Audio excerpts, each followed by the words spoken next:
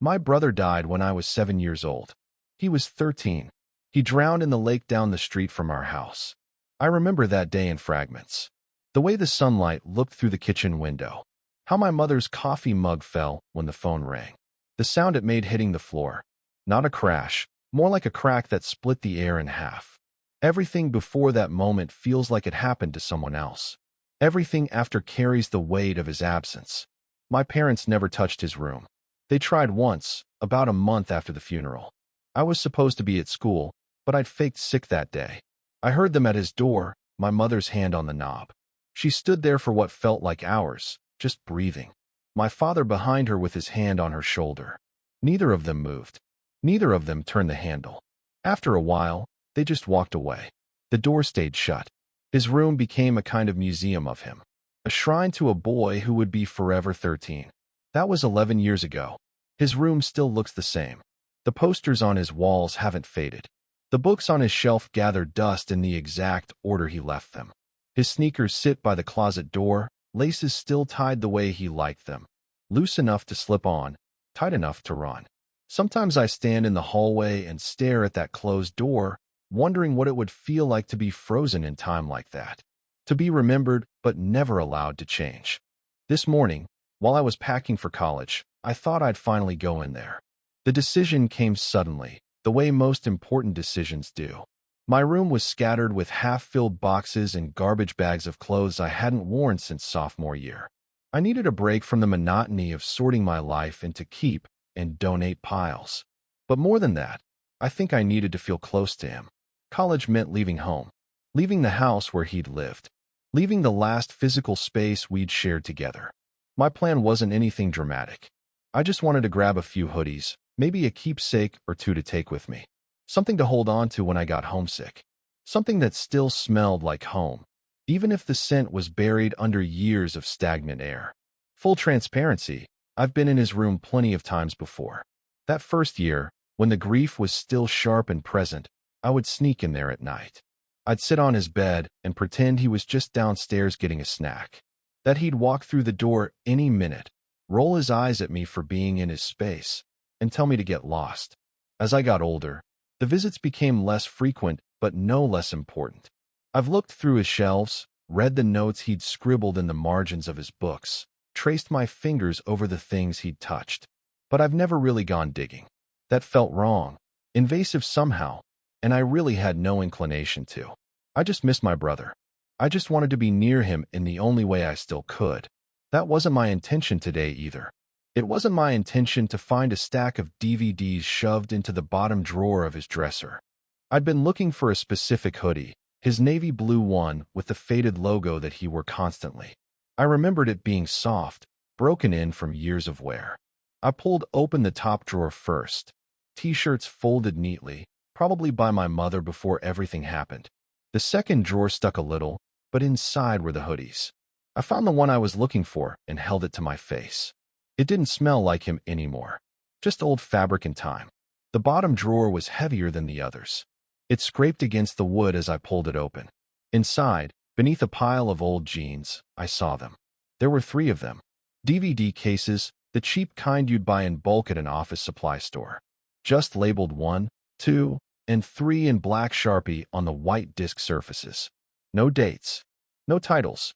No indication of what they contained. I picked them up carefully, like they might break or disappear if I wasn't gentle enough. They felt ordinary, light, insignificant, but my heart was racing for reasons I couldn't quite articulate. We weren't a family that recorded things. I had no memory of my parents owning a camcorder. The only photos we had were school pictures and a handful of snapshots from holidays. We weren't sentimental in that way. Or maybe the grief had made it too painful to document anything at all. The only DVD player in the house is still hooked up to his old TV. Everything else went streaming years ago. The TV itself is an ancient box, the kind with built-in VHS and DVD players that must weigh 40 pounds. I stared at it from across the room, then at the DVDs in my hands.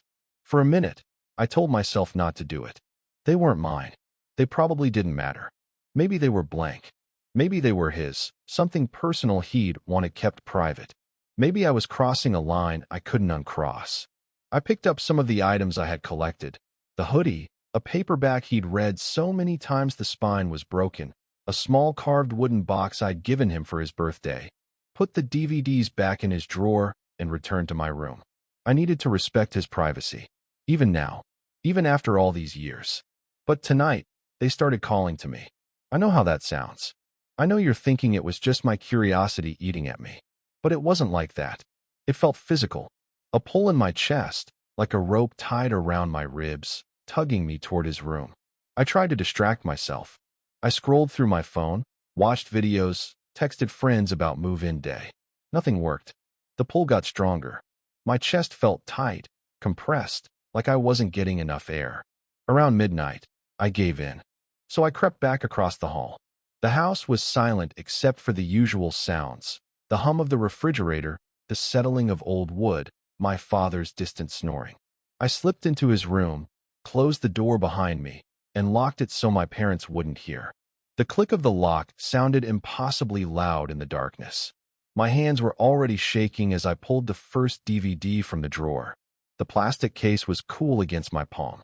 I knelt in front of the TV, found the power button, and waited for the screen to glow to life. The DVD player's tray opened with a mechanical whir that made me flinch. I placed the disc inside, watched it slide closed, and sat back on my brother's bed. It W. As a home video. I didn't even know we had any. I don't remember my parents ever owning a camera. The thoughts circled my mind on repeat as I watched the screen fill with static. The video starts with static, then clears just enough to show something. The picture is muddy, warped, like watching through water or looking at something from the corner of your eye. It could be the living room, but the furniture looks wrong. Everything is too big or too small, the proportions distorted in ways that made my eyes hurt to track. The couch seems to stretch longer than it should. The coffee table appears tiny, then massive when the frame jitters. Sometimes it almost looks like a bedroom. Sometimes like a hallway. The camera never stays still long enough to let me understand what I'm seeing. The image shifts and blurs, panning across spaces that feel familiar and alien at the same time. No faces, no clear shapes, just flickering shadows that don't match what the voices are saying. Because there are voices, familiar ones. The sound of laughter, distant and warm. The clinking of dishes like someone's doing the after-dinner cleanup. And then my mom calling my brother's name. Nathan, dinner's ready. Her voice sounds younger, lighter, the way it did before grief carved itself into her tone. It sounds like family in the background, just out of sight. Like if I could just adjust the camera angle or clean the lens, I'd see them there. All of us. Together. Then I hear it. My brother's laughter. The sound swallows me whole. It rings through my head, bouncing off the bones that make up my skull, reverberating in the hollow spaces of my chest. I forgot what his laugh sounded like. I tried so hard to remember, replaying memories until they became worn and unreliable, but the actual sound of it had faded. Now here it was. Real. Alive. Exactly as I remembered, and nothing like I remembered at all. Tears burned my eyes. My throat closed up. I pressed my hand over my mouth to keep from making noise. Then, beneath it all, there is another voice. Low, deliberate, close enough to the microphone that you couldn't miss it. Close enough that it didn't sound like part of the recording at all. You haven't noticed yet. Then he video cut off. Just like that. The screen went black, then back to blue static. I sat frozen on the bed, my breath coming in short, shallow gasps. My mind scrambled to make sense of what I'd just heard. It had to be part of the recording. Someone off camera. A neighbor, maybe. A friend of my parents who was filming. But the words themselves, you haven't noticed yet. What did that even mean? Noticed what? I scrambled to replay it, not even thinking about the other 2 discs still stacked under the TV. I just wanted to hear him laugh again. That laugh. That proof he'd existed. That he'd been happy. That there was a time before everything fell apart. I needed to hold on to that sound like a lifeline. I tried not to think about the end, though the fear of it was crawling slowly up my spine as I hit play. Because the way it spoke, that other voice, it sounded like it wasn't part of the recording at all. Like it was speaking to the camera. To whoever would eventually watch this. To me. I pressed play again, this time pausing every few seconds, desperate to make sense of what I was seeing. But nothing held still. Everything on the film looked almost familiar, like a room you swear you've been in but can't place. A room from a dream, where the details shift every time you look away. The walls are a little too narrow, and the colors are washed out enough to make it something you've never seen before. It made me feel like my brain was short-circuiting, trying to reconcile what I was seeing with what I knew to be real. Then I froze the frame just before the moment he laughed. And there it was. A caption, faint and yellow, burned into the corner of the screen.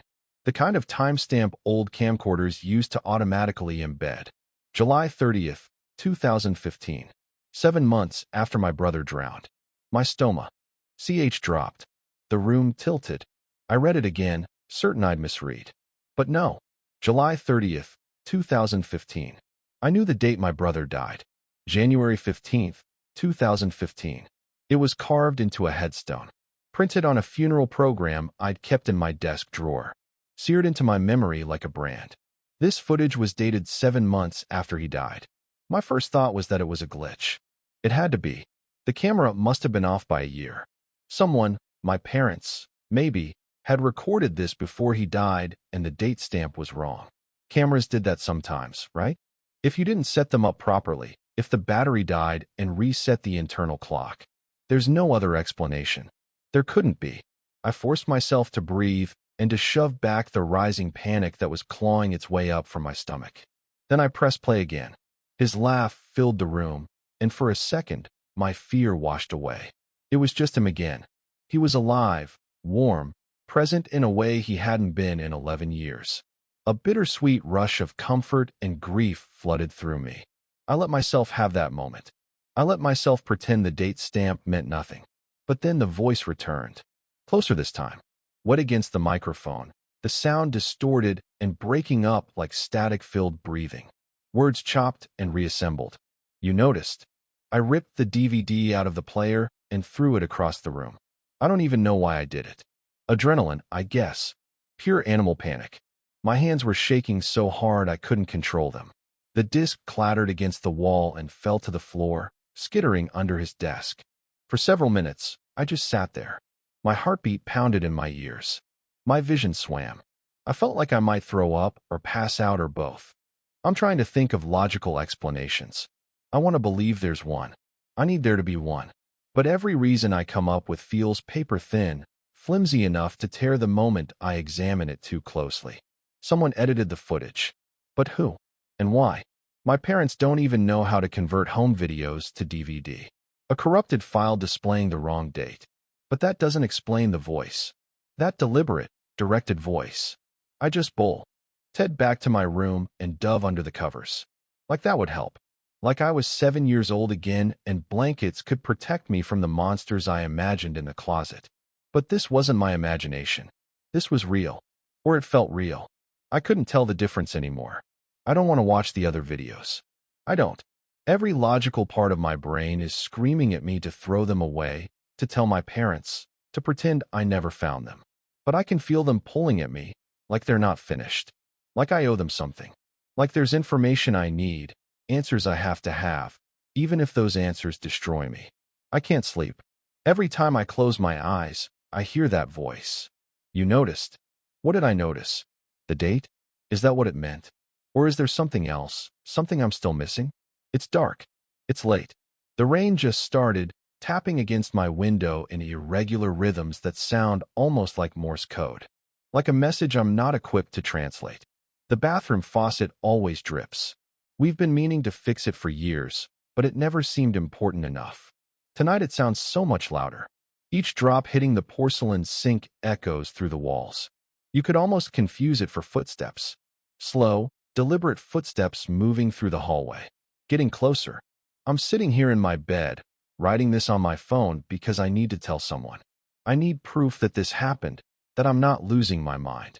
The 2 remaining DVDs are still in my brother's room. Still in that drawer. Still labeled 2 and 3 in black Sharpie. I know I'm going to watch them. Maybe not tonight. Maybe not tomorrow. But eventually, that pull will become too strong to resist. The need to know will overcome the fear. It always does. Part of me Wonders if my brother wanted me to find them.